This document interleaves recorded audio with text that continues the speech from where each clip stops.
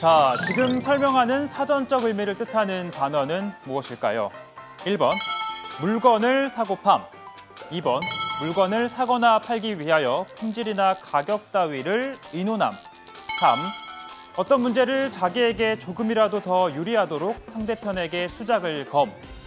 너무 쉬운가요? 자, 그렇습니다. 바로 흥정입니다. 이런 예문으로 쓰일 수가 있겠죠. 이상복 부장 시절 신혜원 반장이 야근을 두고 최종혁 반장과 협상하기 위해 발제를 흥정하려 했다는 문건이 드러나 파문이 커지고 있다. 자, 최근 사법행정권 남용 의혹 특별조사단이 내놓은 3차 조사 결과에 따르면 이 같은 예문도 가능해 보입니다. 양승태 대법원장 시절 법원행정처가 상고법원 도입을 두고 청와대와 협상하기 위해 재판을 흥정하려 했다는 문건이 드러나 파문이 커지고 있다. 자, 이 흥정 정황이 불거진 재판 사례로는요. 이석기 내란 선동죄, 정교조 법외 노조, 그리고 KTX 승무원 사건, 그리고 철도 노조 파업 재판, 그리고 쌍용차 정리 해고 재판 등입니다. 다 원고 패소 취지로 파기환송이 되거나 친기업 유죄의 판결이 내려진 사건들이죠. 이 같은 사례를 언급하며 법원행정처는 사법부는 그동안 대통령의 국정 운영을 뒷받침하기 위하여 최대한 노력해왔다. 대통령이 추진 중인 4대 부문 개혁 중 노동, 교육을 강력하게 지원해왔다라고 한 겁니다. 마치 집권 여당에서나 나올 법한 말이 국가 권력의 견제와 균형을 유지해야 할 사법부에서 작성이 됐다는 거죠. 양승태 전 대법원장이 취임부터 퇴임 때까지 6년 동안 강조했던 이 가치는 과연 누구를 위한 말이었을까요? 저는 법관이 법과 양심에 따라 재판함에 있어 어떠한 형식의 부당한 영향도 받지 않도록 저의 역량을 다 바칠 것을 약속합니다.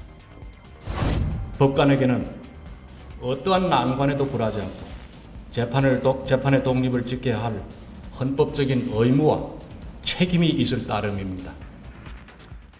의혹이 제기된 재판 당사자들은 판결에 의문을 제기하고 있습니다. 박근혜 정부에서 법외 노조 통보를 받고 취소 소송을 낸 정교조, 서울행정법원과 서울고법은 정교조의 손을 들어줬지만 대법원은 이를 뒤집었습니다. 정교조는 법외 노조 통보를 뒷받침해준 판결은 무효라며 양승태 전 대법원장을 고발키로 했습니다. 마찬가지로 1, 2심에서 승소를 했지만 대법원에서 판결이 뒤집힌 KTX 승무원들은 기습적으로 대법원을 찾아 항의를 하면서 대법원장 면담을 요구했고요. 오늘 김한수 대법원장 비서실장과 만났는데요. 승무원들은 대법원이 직권으로 재심을 해달라고 요구했습니다.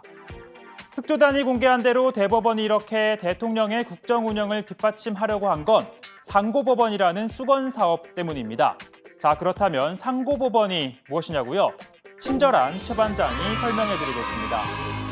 우리 법원은 지방법원, 그리고 고등법원, 대법원 이렇게 3심제로 되어 있습니다.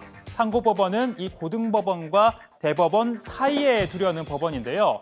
그럼 4심제가 아니냐 하실 텐데 그게 아니라 3심을 2개로 나누게 됩니다. 민사나 일반 형사사건의 최종심은 상고법원에서 처리를 하고 그리고 대법원은 법률적 쟁점이나 사회적 파장이 큰 사건만 처리를 하자고 하는 겁니다. 이처럼 상고법원이 도입되면 고위직 판사들의 자리가 늘어나서 인사적체가 해소될 수 있겠죠. 무엇보다도 대법관 12명에 대한 재청권에다가 상고법원 판사 임명권까지 갖게 되는 대법원장의 역할이, 권한이 막강해질 겁니다. 2015년 8월 6일 박근혜 전 대통령과 양승태 전 대법원장이 오찬 회동을 가졌습니다. 양 대법원장은 이 자리에서 대통령에게 상고법원 도입의 필요성을 강조했다고 합니다. 그러나 둘 사이에 걸림돌이 있었는데요. 바로 우병우 전 민정수석이었습니다. 이렇게 회동이 끝나고 우 전 수석 이렇게 얘기를 했다고 합니다. 원장님, 너무 오래 말씀하신 것 같습니다. 대통령님은 상고법원에 대해 부정적이십니다. 의미 없는 일을 하셨습니다. 검찰 출신 우 전 수석이 대법원장의 권한을 키우는 상고법원을 찬성할 리가 없었을 겁니다. 이후 법원행정처 문건엔 이런 대목이 나오는데요. 청와대가 상고법원에 비협조적으로 나오면 사법부의 협력은 기대하기 어려울 것이다.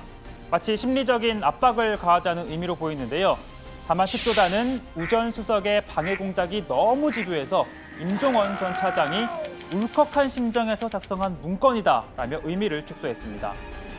하지만 법원 내부에서는 자성이 이어지고 있습니다. 다음 달 4일 중앙지법 단독판사회의와 서울가정법원 단독 배석판사회의에 이어서 11일엔 전국 법관대표 회의가 열리는데요.